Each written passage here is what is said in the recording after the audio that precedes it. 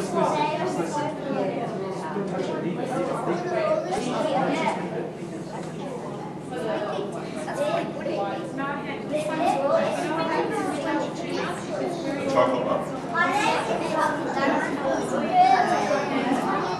now guys, this is the fun part. With your chocolate and with your vanilla, you're going to split it again. Okay?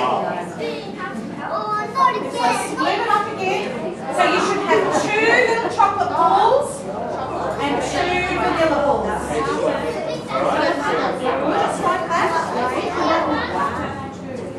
Make sure they're even, but do not put it on the paper.